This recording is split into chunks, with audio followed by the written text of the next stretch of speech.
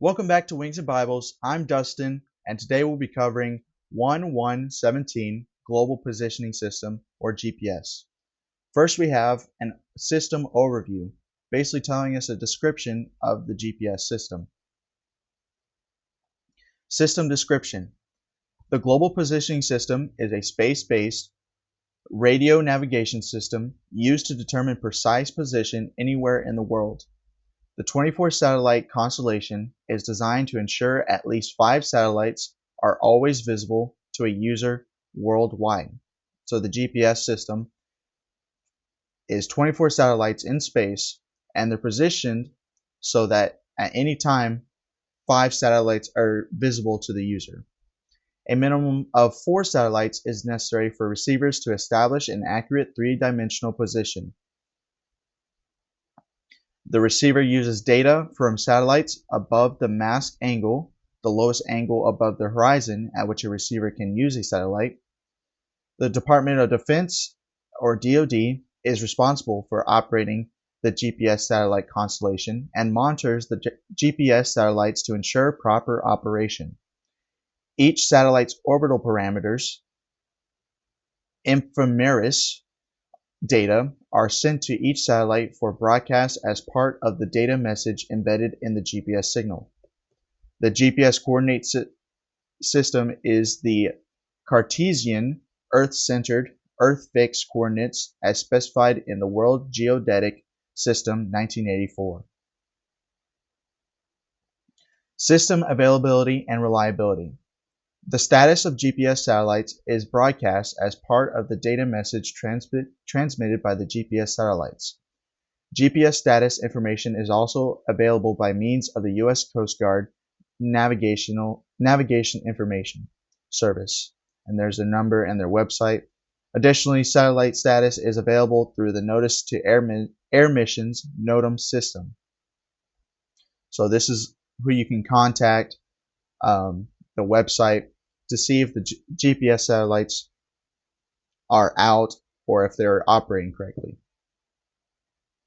GNSS operational status depends on the type of equipment being used. For GPS-only equipment, TSO C-129 or TSO C-196, the operational status of non-precision approach capability for flight planning purposes is provided through a prediction program that is embedded in the receiver or provided separately. Receiver Autonomous Integrity Monitoring, or RAIM. RAIM is the capability of a GPS receiver to perform integrity monitoring on itself by ensuring available satellite signals meet the integrity requirements for a given phase of flight. Without RAIM, the pilot has no assurance of the GPS position integrity. RAIM provides immediate feedback to the pilot. This fault detection is critical for performance-based navigation, or PBN.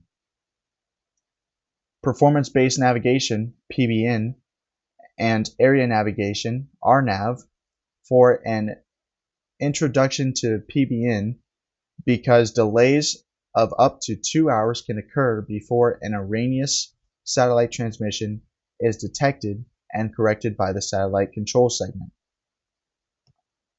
In order for RAIM to determine if a satellite is providing corrupted information, at least one satellite, in addition to those required for navigation, must be in view for the receiver to perform the RAIM function.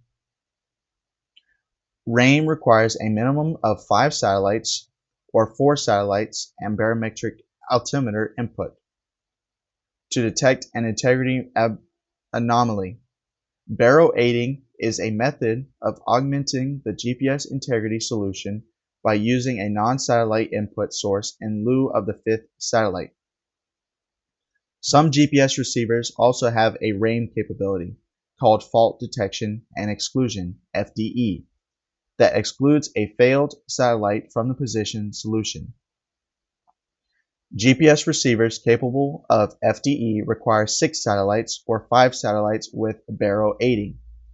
This allows the GPS receiver to isolate the corrupt satellite signal, remove it from the position solution, and still provide an integrity-ensured position. To ensure that baro aiding is available, Enter the current altimeter setting into the receiver as described in the operating manual. Do not use the GPS-derived altitude due to the large GPS vertical errors that will make the integrity monitoring function invalid. There are generally two types of RAIN fault messages. The first type of message indicates that there are not enough satellites available to provide RAIN integrity monitoring. The GPS navigation solution may be acceptable, but the integrity of the solution cannot be determined. The second type indicates that the RAIN integrity monitor has detected a potential error and that there is an inconsistency in the navigation solution for the given phase of flight. Without RAIN capability, the pilot has no assurance of the accuracy of the GPS position. Selective availability. Selective availability, well, let me go back here and kind of explain that. So RAIN basically uses an extra satellite to determine if the other satellites are giving you an accurate position. That's just it put simply. Okay, we'll go back here. Selective availability. Selective availability, SA, is a method by which the accuracy of GPS is intentionally degraded. This feature was designed to deny hostile use of precise GPS positioning data. SA was discontinued on May 1st, 2000, but many GPS receivers are designed to assume that SA is still active. New receivers may take advantage of the discontinuance of SA based on the performance values in ICAO Annex 10. Now we're going into the operation and use of GPS. Operational use of GPS. U.S. civil operators may use approved GPS equipment in oceanic airspace, certain remote areas, the National Airspace System, and other states as authorized. Please consult the applicable aeronautical information publication. Equipage other than GPS may be required for the desired operation. GPS navigation is used for both visual flight rules and instrument flight rules operations. So now we're getting into the specifics of VFR operations with GPS, and then later they go into the IFR operations. GPS navigation has become an asset to VFR pilots by providing increased navigational capabilities and enhanced situational awareness. Although GPS has provided many benefits to the VFR pilot, care must be exercised to ensure that system capabilities are not exceeded. VFR pilots should integrate GPS navigation with electronic navigation when possible, as well as pilotage and dead reckoning. So they're saying GPS is useful, but don't rely on it. It's best to incorporate it with other means of navigation. GPS receivers used for VFR navigation vary from full integrated IFR, VFR installation used to support VFR operations to handheld devices. Pilots must understand the limitations of the receivers prior to using in flight to avoid misusing navigation information. Most receivers are not intuitive. The pilot must learn the various keystrokes, knob functions, and displays that are used in the operation of the receiver. Some manufacturers provide computer-based tutorials or simulations of their receivers that pilots can use to become familiar with operating the equipment. So they're saying, if you're going to use the GPS, you got to know how to use it. If you don't know how to use it, it's pretty much useless to you. When using GPS for VFR operations, RAIN capability, database currency, and antenna location are critical areas of concern. RAIN capability, VFR GPS panel mount receivers and handheld units have no RAIN alerting capability. This prevents the pilot from being alerted to the loss of the required number of satellites in view or the detection of a position error. Pilots should use a systematic cross-check with other navigation techniques to verify position. Be suspicious of the GPS position if a disagreement exists between the two positions. So they're saying Sometimes you can't receive RAIM capability or RAIM alerting capability. So always cross-check with some other type of navigation equipment or techniques. And if there's a disagreement, they're saying don't trust the GPS, pretty much. Database currency. Check the currency of the database. Databases must be updated for IFR operations and should be updated for all other operations. However, there is no requirement for databases to be updated for VFR navigation. It is not recommended to use a moving map with an outdated database in and around critical airspace. Pilots using an outdated database should verify waypoints using current aeronautical products. For example, chart supplement, sectional chart, or en route chart. So they're saying if your database isn't current, let me rephrase that. Your database isn't required to be updated for VFR navigation, and it's not recommended to use that GPS around busy airspace for VFR navigation if it's out of date. So you can use your GPS navigation, but you also want to verify waypoints using these navigational products, such as chart supplement, sectional chart. Antenna location. The antenna location for GPS receivers used for IFR and VFR operations may differ. VFR antennae are typically placed for convenience more than performance. While IFR installations ensure a clear view is provided with the satellites, antennae not providing a clear view have a greater opportunity to lose the satellite navigational signal. This is especially true in the case of handheld GPS receivers. Typically, suction cups are used to place the GPS antennas on the inside of the cockpit windows. While this method has great utility, the antenna location is limited to the cockpit or cabin, which rarely provides a clear view of all available satellites. Consequently, signal losses may occur due to aircraft structure blocking satellite signals, causing a loss of navigation capability. These losses, coupled with a lack of RAIM capability, could present erroneous position and navigation information with no warning to the pilot. While the use of a handheld GPS for VFR operations is not limited by regulation, modification of the aircraft, such as installing a panel or yoke-mounted holder, is governed by 14 CFR Part 43. Consult with your mechanic to ensure compliance with the regulation and safe installation. Do not solely rely on GPS for VFR navigation. No design standard of accuracy or integrity is used for a VFR GPS receiver. VFR GPS receivers should be used in conjunction with other forms of navigation during VFR operations to ensure a correct route of flight is maintained. Minimize head down time in the aircraft by being familiar with your GPS receiver's operation and by keeping eyes outside scanning for traffic, terrain, and obstacles.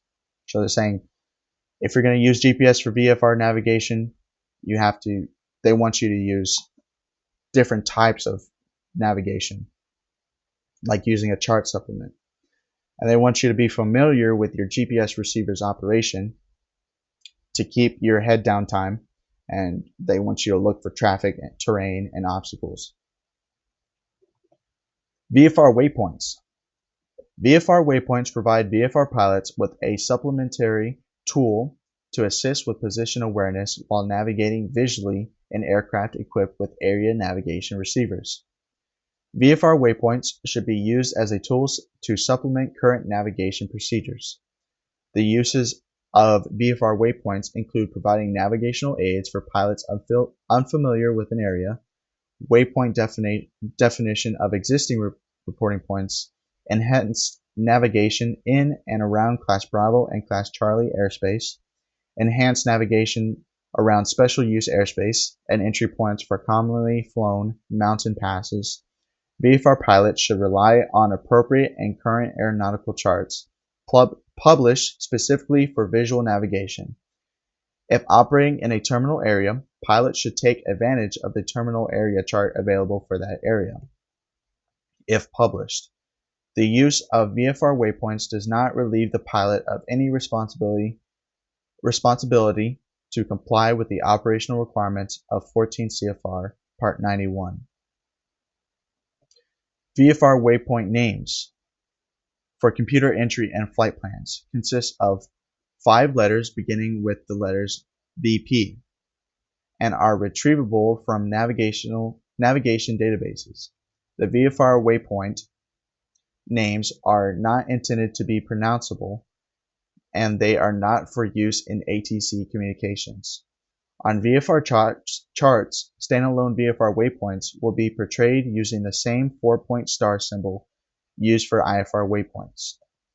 VFR waypoints co-located with visual checkpoints on the chart will be identified by small magenta flag symbol. VFR waypoints co-located with visual checkpoints will be pronounceable based on the name of the visual checkpoint and may be used for ATC communications. Each VFR waypoint name will appear in parentheses adjacent to the geographic location on the chart. Latitude and longitude data for all established VFR waypoints may be found in FAA Order JO 7350-9 location identifiers. VFR waypoints may not be used on IFR flight plans. VFR waypoints are not recognized by the IFR system and will be rejected for IFR routing purposes. Pilots may use the 5-letter identifier as a waypoint in the route of flight section on a VFR flight plan. Pilots may use the VFR waypoints only when operating under VFR conditions. The point may represent an intended course change or describe the planned route of flight. This VFR filing would be similar to how a VOR would be used in a route of flight. VFR waypoints intended for use during flight should be loaded into the receiver while on the ground. Once airborne, pilots should avoid programming routes or VFR waypoint chains into their receivers. Pilots should be vigilant to see and avoid other traffic when near VFR waypoints, with the increased use of GPS navigation and accuracy. Expect increased traffic near VFR waypoints regardless of the class of airspace. Monitor the available ATC frequency for traffic information on other aircraft operating in the vicinity. See paragraphs 763. VFR in congested areas for more information. Mountain pass entry points are marked for convenience to assist pilots with flight planning and visual navigation. Do not attempt to fly a mountain pass directly from VFR waypoint to VFR waypoint. They do not create a path through the mountain pass. Alternative routes are always available.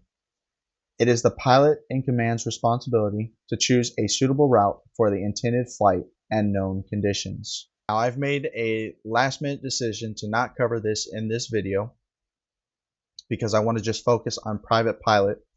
I will cover this section in later videos once I get to the IFR videos. And that is going to do it for this video on 1117 Global Positioning System. I hope you enjoyed the video. I'll see you in the next one. See ya!